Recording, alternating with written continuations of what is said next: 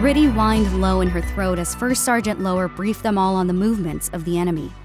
They were everywhere, crawling over the planet like an infection that broke out beyond the bounds of its cure.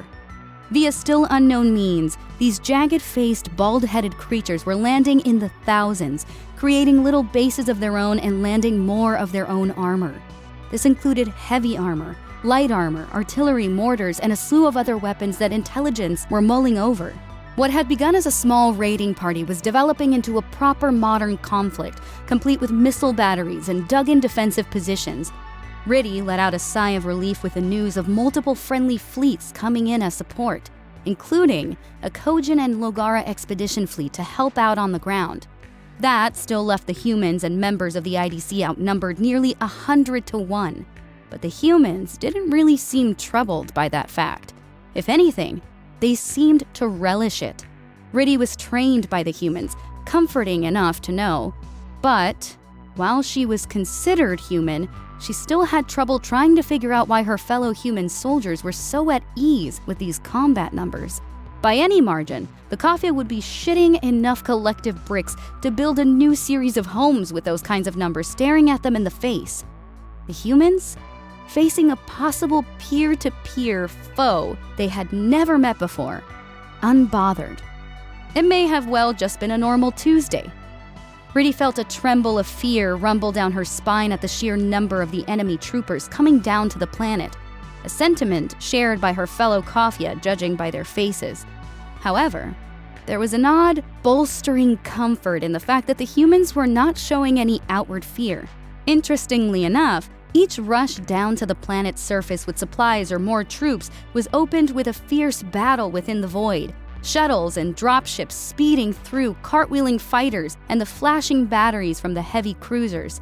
Just the first run on Monday morning saw another unknown enemy ship joining the scrap heap, paired with the skewed loss of several fighters and the light mauling of a carrier. How the enemy fleets could sustain such losses was another mystery to Riddy. Even the loss of one destroyer would be enough, but they had sustained the loss of 3 without even causing an annoyance to the human ships. Countless fighters and bombers of their design also littered the cold void, their bodies picked up by human medical tenders and chucked towards the planet in order to burn up in the atmosphere. The humans didn't try to do any salvage, just made sure the bodies met a grisly end and were not recoverable by the enemy. As the briefing wound down, Riddy received less than likable news.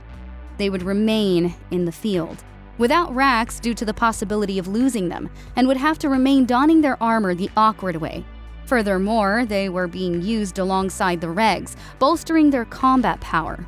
Both she and her fellow droppers would be loping along beside vehicles, patrols, or riding on top of the armored personnel carriers if the distance was too far.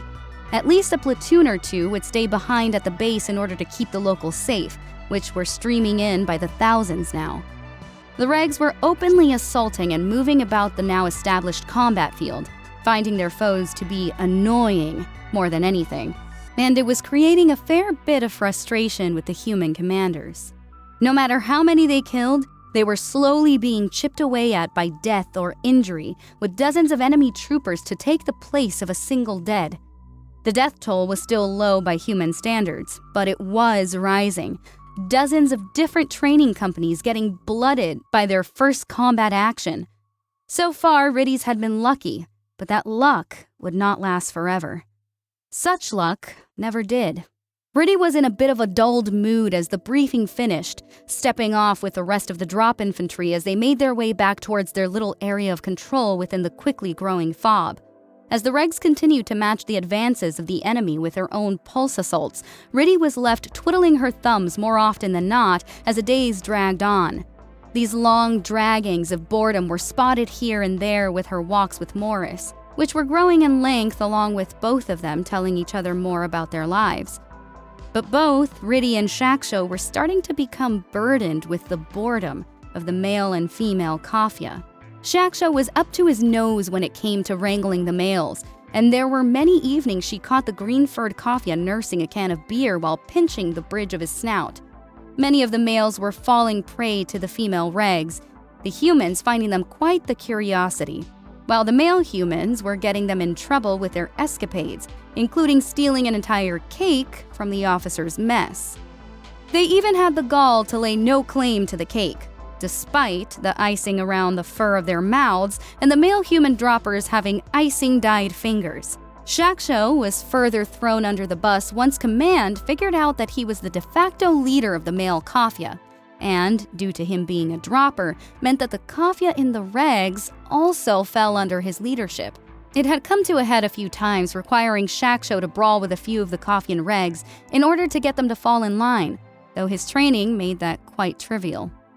Riddy, on the other hand, had a tight grip on the female Kafia, being both a yellow and the only Kafia that wore Scourskare armor.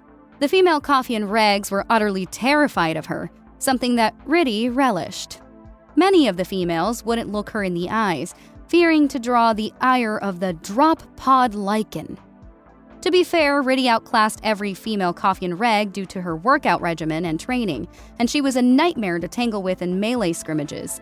Due to their enemy's armor type, the heavy onslaught infantry had been issued a glean sax, an energized combat knife that was nearly the size of a short sword.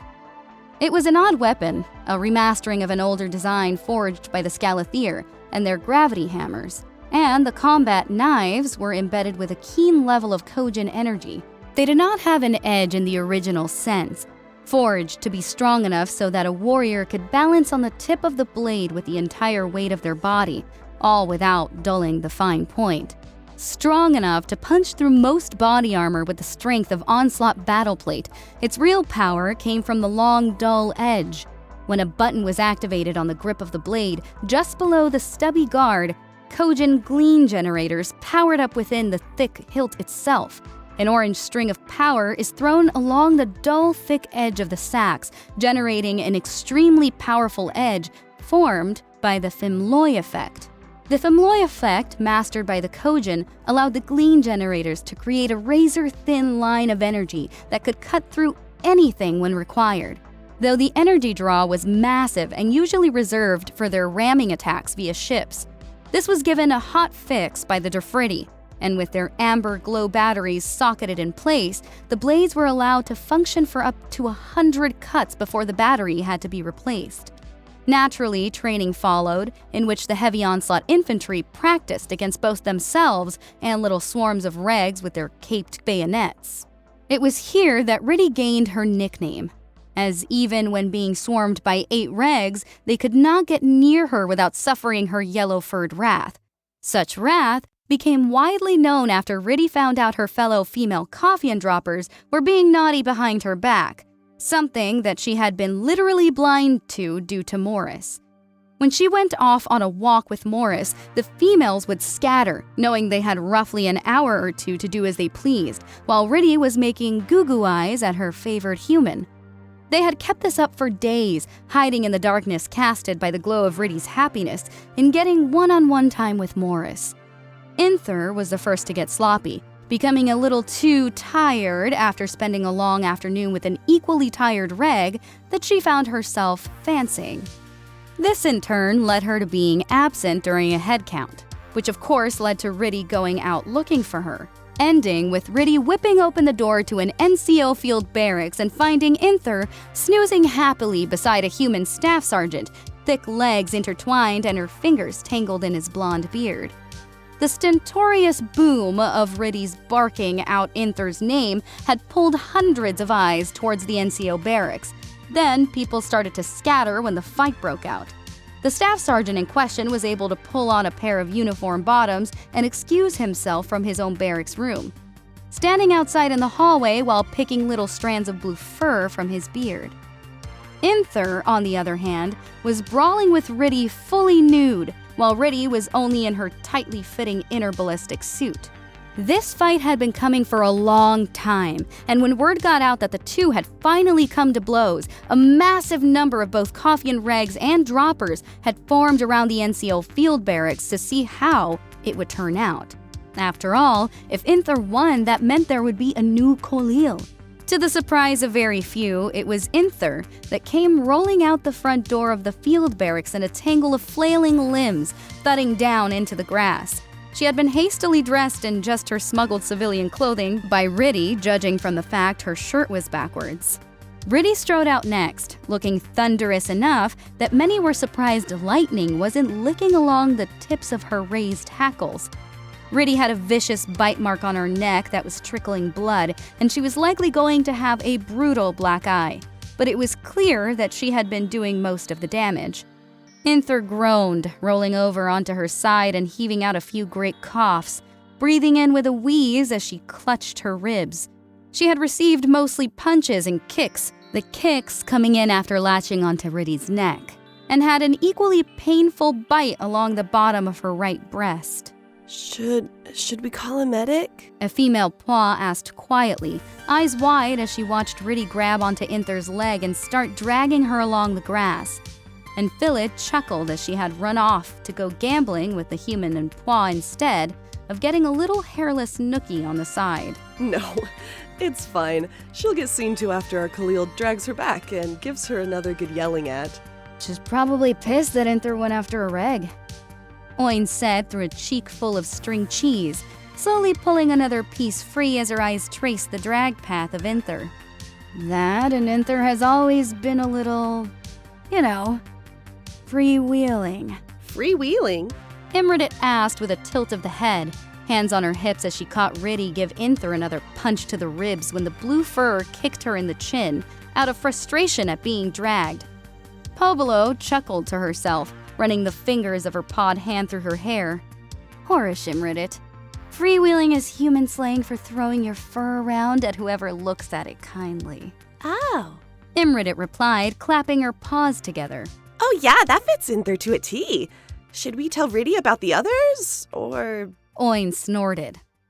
I think we'll leave that humping dog lie, Imrit. But then wouldn't we be the lying dogs? Imrit asked, causing the humans, Pwa, and Lilgara around her to giggle. Emflia pinned back her orange ears, bearing the same telltale bend that a lot of the coffee and droppers were. She meant laying down, Imrit, not telling falsehoods. Come on, Uppel said, shaking her red-furred head. Let's go back to camp and make sure that Riddy isn't beating her to death with her own helmet or something. The female coffee and droppers stepped off together, working their way through the dispersing crowd as the servicing staff sergeant went in to fix his room. They were walking along quietly for a long moment before Imrit spoke up again, tossing her pink hair.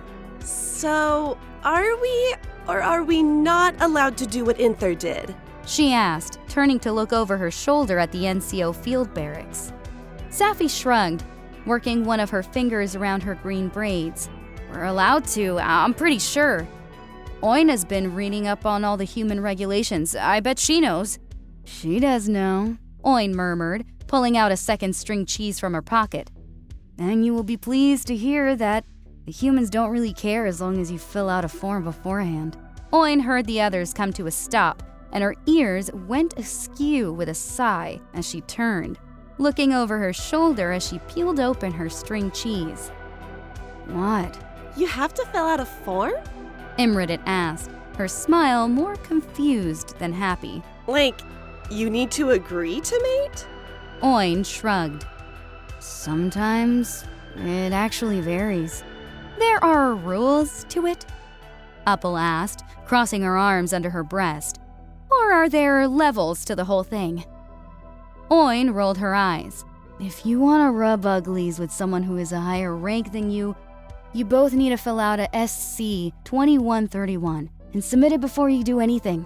It's kept on file for up to a year. You have to do paperwork? Enflia shouted angrily, then slammed her patrol cap into the grass. I will not do paperwork in order to mate with a human. I won't. Safi turned, grinning. Are you saying this because you were eyeing Captain Williams? I'm not doing paperwork. Enflia spat again, then threw a short, hopping tantrum on her patrol cap. That is absurd! She bent down, snatching her cap back up. How am I supposed to enjoy a weekend if I have to fill out paperwork in order to do it? Uppel suddenly had a small, salacious smile on her lips. I don't know. Be kind of hot filing out the forms together, giving little furtive glances here and there, along with the sounds of your data slates. Ah, yes, coffee and romance, Demilly muttered with a shake of her head. Nothing gets us going more than flirtatious bureaucracy. Don't ick my pick, brown fur, Uppel said, then stuck out her tongue after Demilly did the same to her. Imrit raised her pawed hand again. Is this with all military personnel or only humans? All, Oin replied, already halfway through her cheese stick. Including other branches, and it doesn't matter what hardware the other person is packing. Imrit scowled. Ew, I'm not filling out forms for a pois. Classy, a male paw rag said as he passed by, throwing a scathing look at Imrit. Imrit kept her scowl as she turned to look at him. Don't you get sassy with me, Short Round. If I'm filling out the paperwork, I want a package that can properly fill out the mail slot. Did you just mix Indiana Jones and the postal network into an innuendo? Oin said, eyebrows raised in actual surprise and pride. Imrit smiled smugly as the pois let out a grunt of aggravation, the pink-furred Kafia turning to look back at the black fur. Why, yes. Yes, I did. You can make a double reference innuendo, but can't figure out the differences and lie via context? Enflia said with bared teeth, still rather upset that she was getting human-blocked by the looming prospect of paperwork. Uppel was still daydreaming, thinking of a moment where her hand and a human's may touch while filing out their forms. Is it as good as they say it is? And Philid asked in honest curiosity, having been mulling it over the entire time they had stopped, though she opted to ask the question now that they were starting to walk again. Humans, I mean. Pobolo let out a lusty chuckle. Oh, you have no idea, Enfilid. It's world-changing. There was a gathered gasp from the group of female Kafia, though Oin only managed a cocked eyebrow, as gasping was beneath her. You went and did it with a human? Sappy stage whispered loudly, punching the blue fur in the shoulder. When did you even do that? Pobolo shrugged. As soon as we were out of our training, linked up with a human out of the 119th Infantry Battalion. You blues work fast, Oin murmured, though her ears were perked in joint interest. How was it? Imrit asked, sidling up in front of Pobolo with her pawed fists held close to her chin. Do they really only have hair on their stomachs? The humans call them valuable trails. And Philid let out a hard snort, followed by a short burst of laughter before she tweaked one of Imrit's bent ears. Treasure trails, Imrit. Treasure trails. Imrit said dreamily, now hanging onto Pobolo's arm. Pobolo, glowing in the attention as she caught the sound of Riddy's yelling at Inther in the distance, grinned in an equally dreamy manner. Even better, his whole stomach had light layer of red hair that fed into his, lower forest. Oin may have appreciated this news silently, but the other female Kafia let out a soft, ooh, under their breaths, all of their ears perked. Plus, unlike the males of our race, you can use all of him, Pobolo said with a wolfish smile. All the way down. Imrit leaned back from Pobolo in shock, while the other females all glanced at each other in alarm. The whole thing? Imrit asked breathlessly. You're not saying... Pobolo tilted her head at Imrit, still smiling with hooded eyes. Oh yeah, I am. Let's just say I felt his fur tickling mine. Maybe paperwork isn't so bad, Enflia said quietly, her ears a little more perked than the others and a tail wagging back and forth. They were all jerked from their inner thoughts by a red male Kafia walking their way, his IB suit splashed with coffee that he was mopping up. I would exercise caution. Riddy is on a tear right now with Inther. Apparently she didn't fill out some form properly, and Riddy has to drag her over to the S shop, he said, wiping the last of the coffee away. Inther tried to claw her way under a table and splattered coffee everywhere, so that's fun. He looked up to receive his response, but all the female coffee were staring at him, eyes narrowed as they looked him over. He narrowed his eyes in return, looking over his shoulder once before turning back. What? Nothing, Muidi, Oin said, though she was bearing one of her rare smiles. They're just absorbing some fresh news. Any word on the patrols? Private Muidi nodded. Yep, half the company is heading out to help the Regs establish a cordon tomorrow. I know 1st and 2nd platoon are heading out. The rest are still fighting over who has to stay home to guard the fob. Oin clapped her hands together, having tucked her empty wrapper into a pocket. All right, hussies, enough with the mental explorations. Let's go track down Riddy and let her know she can't kill Inther. Don't you think you went a little overboard? Morris asked Riddy as they walked along beside each other, having created a private communication link between their helmets far earlier into the movement. Riddy let out a grumble, which made Morris laugh, but she was still too angry to enjoy it. She tagged a Reg NCO, and she didn't even fill out that damn form! The SC-21-31? Morris asked her, kicking a rock out of her way with his armored boot. Riddy rolled her shoulders, her MG-111 held low in front of her with the light whirring of her servo arm. Yeah, that one. The Reg didn't really seem to care and found the whole thing funny, but Flores gave me a thorough ass-chewing because the females are my responsibility. Imagine my surprise, Regs not caring about correct paperwork. Morris mused, turning to glance at the long column of infantry marching with them. They were doing this all by foot in order to conserve fuel, as there had been multiple anti-vehicle teams laying in wait that had ambushed earlier advances. 1st, 2nd, 3rd, and 4th platoons of the Hoys were their support, walking tanks as it was, and were there to help them deal with anything that cropped up. This had meant that multiple Hoys were marching along with anti-armor missile launchers, Shasta being quite proud to have one of them mounted on his shoulder and linked to his targeting array. It was the fact that she was so lackadaisical about it all, Riddy grouched, raising a hand and gesturing around her. She does it in secret, doesn't fill out the paperwork, oversleeps. What if we were attacked? That NCO barracks is on the other side of the fob, away from her armor. If she was going to be a little hoe about it all, she could have at least been back in a timely manner. Morris's shoulders jerked in laughter, and Riddy was finally able to smile and glow in it. A little hoe?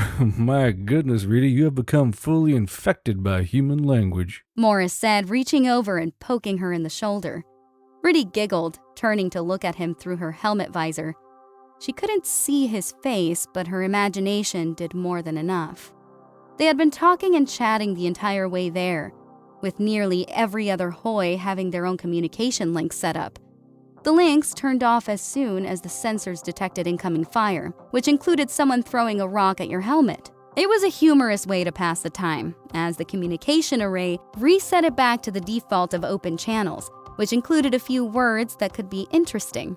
Riddy had nailed Imrit it with a small stone earlier, but treasure trail was not a phrase she expected to hear from the pink Kafia. The Regs wore helmets as well, though their armor was lighter and more front towards enemy, so nearly every entity in the movement were chattering away about whatever they could to pass the time. So, Riddy, Morris began, shaking Riddy away from the thought. I wanted to ask you something. What's that, Morris? Riddy replied, turning to look at him again. Morris tapped his finger along his rifle, the SR-113 letting out a metallic tink as he did. So, when we're done here, whenever that is, we'll probably have plenty of time off, since we'll be heading back to Earth for a proper refit.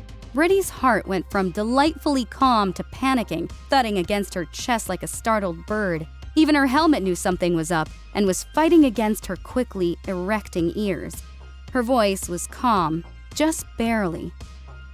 Oh, yeah? Yeah? Morris answered. And I figured, since we'll have plenty of time to burn, if you wouldn't mind burning a little bit of that time with me. Riddy stumbled, visibly. Her regaining her feet caused quite a few heads to turn her direction, her yellow tail fraying out in nerves. Imrit turned, face unseen, to Shaksho, quickly establishing a private link. Did Riddy trip? Imrit asked him, her own pink tail swishing back and forth behind her. Shaksho laughed dryly, as he had counseled Morris all last evening on how to approach the yellow fur. Yeah, something like that. You want to go on a date? Riddy stammered, now fully turned towards Morris as far as she could while walking. On the moose? Date? Date on the moose?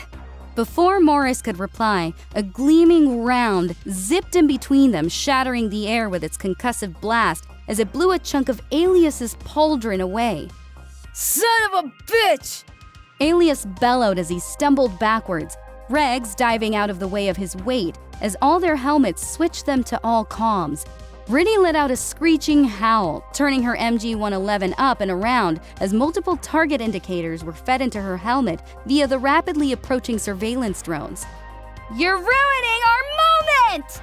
Riddy screamed, pulling back on the trigger and lacing 8mm Spandau towards the now ducking ambush team that had failed to hit Alias in the visor, all because the Pwa decided to sneeze.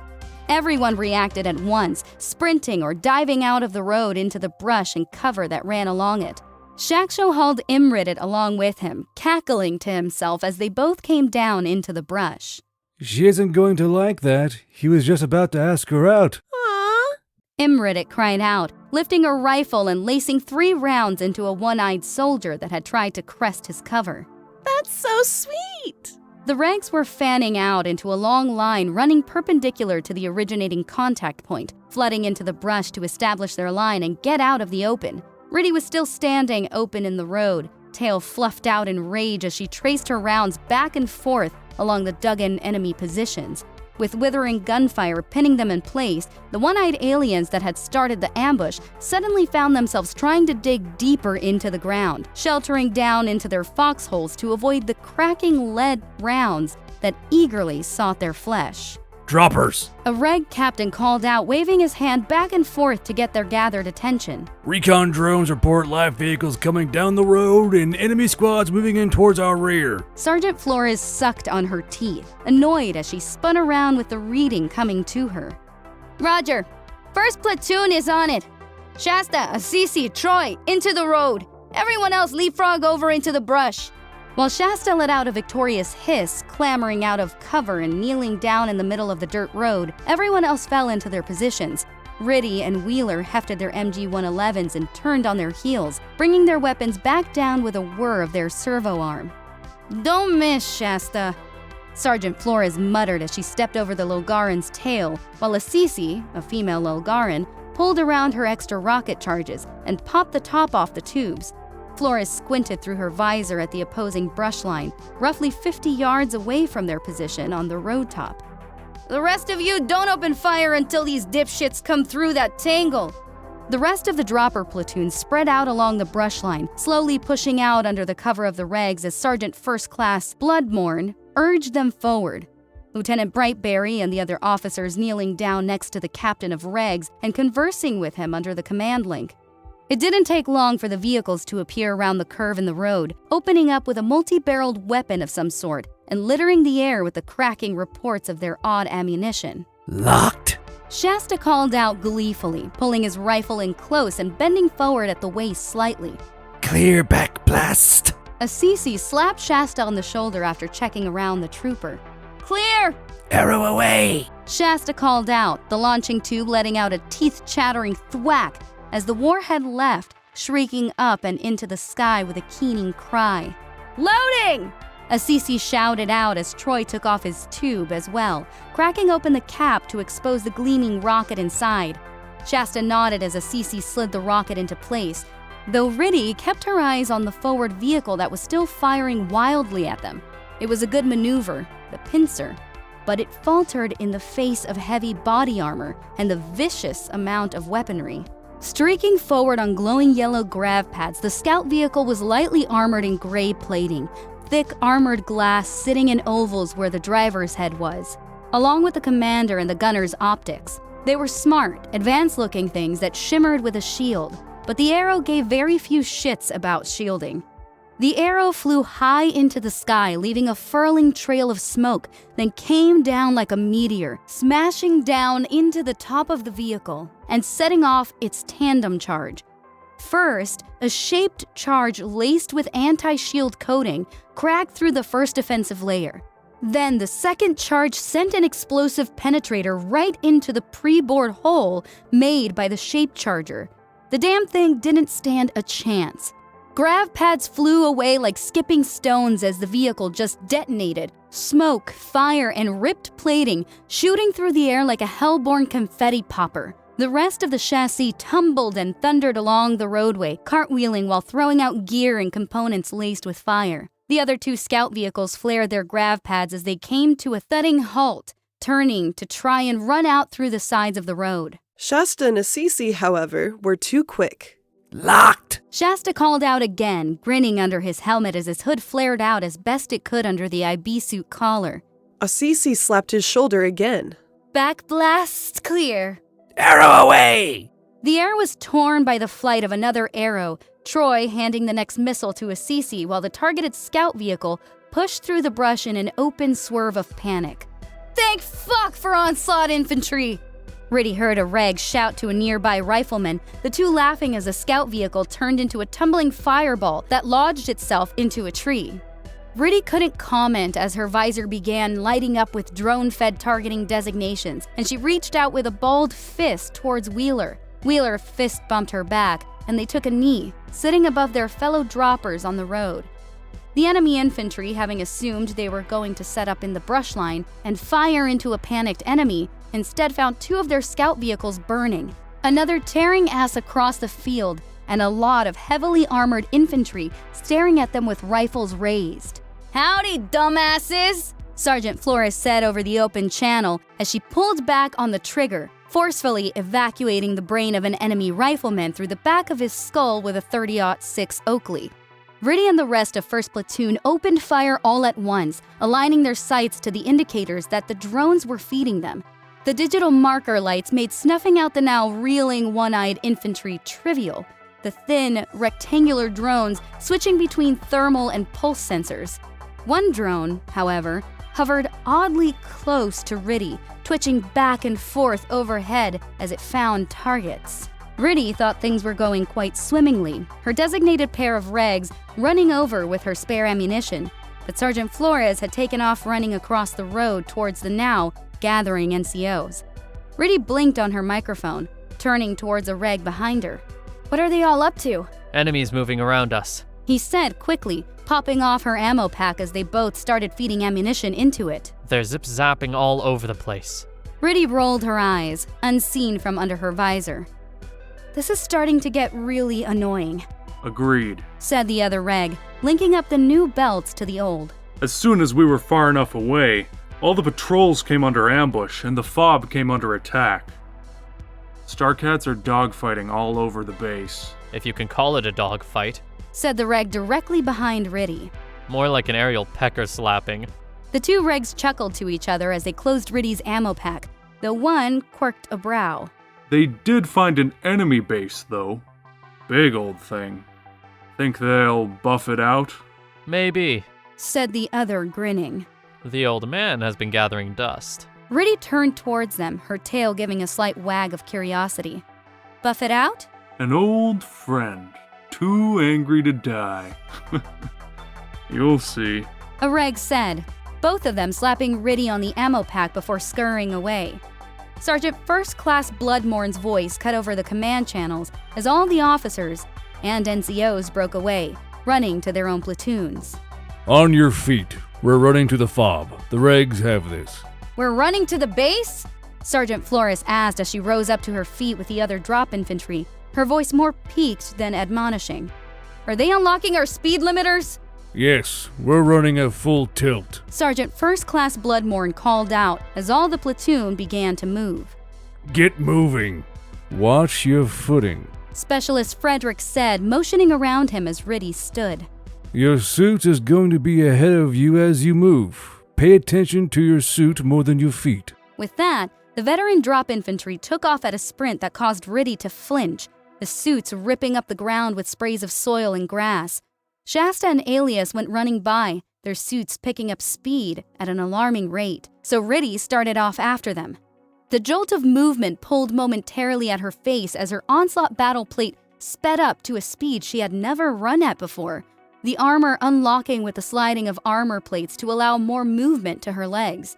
Normally, the suits were limited to 35 UAA miles per hour, but with being unlocked, the suits were now hauling ass at over 65 miles per hour, their sensors working overtime to keep the suits from tripping over their own feet. Nosediving in the suit would have been painful to say the least, but devastating if the wearer were to tumble. Alias, as short as he was, dropped his shoulder and blew through a 6-inch wide sapling, the wood shattering apart like a cannon shot and throwing multiple skittering insectoid animals through the air. The armorers are not going to like that. Shasta laughed over his communication link, ducking down to avoid a limb that was aimed to bounce off of his launcher. Alias shook his head, wiping away the leaves and small branches that clung to him. That was amazing. I didn't even feel it. Is it weird that this is scarier than getting shot at? Riddy screamed out as she had to jump, sailing over a fallen log and coming down onto speeding armored boots. Oin, having stashed her rifle on the back of her armor, was running with both arms free, zipping by Riddy with a flailing black tail. We're going right at 65! Tearing through the brush like missiles, the platoon of droppers had to clear over 10 miles of patrol distance, their armored boots churning up the ground like tank treads as they began spreading. Due to the dense foliage, everyone but the heavy gunners had stowed their rifles, slamming aside trees and limbs alike in order to clear their path. Lieutenant Brightberry's voice filled Riddy's ears, his voice both annoyed and mildly panicked. They're attacking the base in force and we can't use our rifles. We have to go to melee as soon as we break from the wood line. Why can't we use our rifles, sir? Rodil asked, the rogue prince keeping pace beside multiple humans despite his stature. We could miss and slap the fob with our fire. The last thing we need is to stitch up the defenders with our misses. Lieutenant Brightberry said, drawing out his glean sacks. According to the drones, we'll be coming out right on top of their artillery.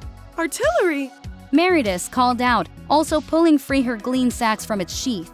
They have artillery! Not for long. Uli growled, holding 2 glean sacks as she had requested a pair of the things. Form up! Lieutenant Brightberry ordered, holding up his glean sacks. Form a wedge!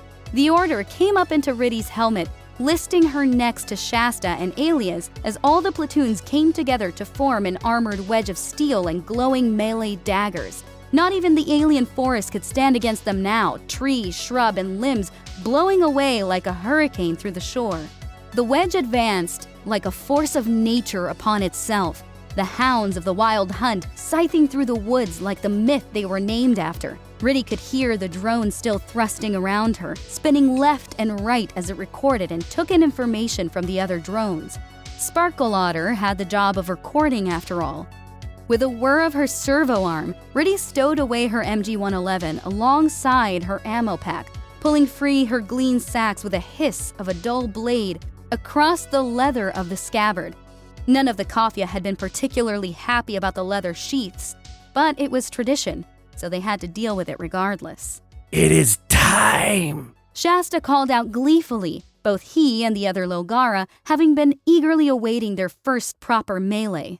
We will crash upon the enemy like the sands of T'Chak. Assisi, running next to Shasta, had to resist the urge to take off her helmet, her hood as flared as the other Logara. Blade to flesh! Blood to sand!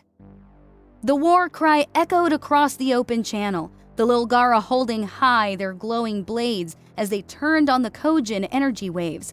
Rodil, not to be outshined, flourished his own sax blade, more the size of a proper sword to the stature of his race, holding it down low towards his side. House Licurit bears their blade. Bleed with me, Bois of the Alt Yuru Ioham. Bleed on our own terms. The Pois slammed their glean saxes onto their shoulder armor, coming down low and forward as they prepped their first powerful strike. Till the last paw falls, to the first paw that bleeds. Rodil bellowed, resting his blade in the same fashion as the rest. The Kafia and humans, however, said nothing, though both races were unconsciously baring their teeth, noses snarled as the light began to break through the tree line towards them. For the honor of the fallen, for the ashes of the pyre. Lieutenant Brightberry said in an even tone, more in a light hush than the loud declarations of the others. Onto the spear. Sergeant First Class Bloodmorn murmured next. Unto the halls. Riddy saw all the humans change in their approach, now leaning forward like predators, arms raised, heads tilted down as they glowered out through the tops of their visors. The humans were in their element, charging into the throng of battle with nothing but knives in their hands, just as they had always done. And that was Chapter 19, A Cunning Foe of the Drop Pod Green Sci-Fi series, written by Guardbro and proofread by Franners. If you like these stories and others like them, be sure to subscribe to Guardbro's Field Desk, join us on the Discord, or become a member of the Ko-Fi. Ko-Fi members get a special channel on the Discord, sneak peeks at future chapters, as well as access to the works in progress of all artwork.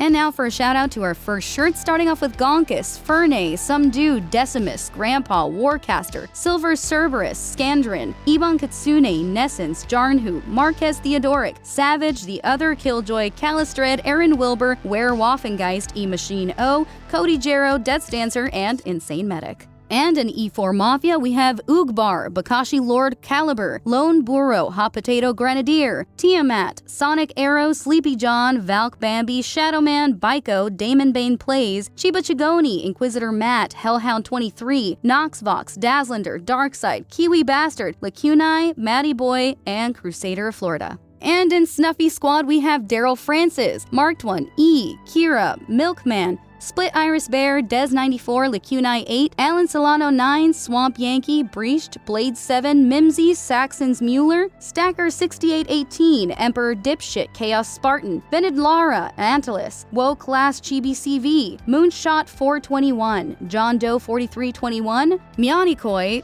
Fafner 13, Toyin, Martel Martlesby, Noodle, Mika, Scott Anderson, Vertus the Fox, Damon McQuinn, Super Stink 64, Elder Rock, Croman, Dow 3K, Jules, Blonde Lord, Thrace Vega, Davin Schonholtz, Andrew and Gil, Yeti Potato, Skelters, Kite Zero, Classy Cthulhu, Diesel Dog, Coffee Commander, Anto, Duncan D, and 13.2 by 14mm Ein. Until we see you next time on this side of the veil, I'm Larissa, and this is Guardbro's Field Desk.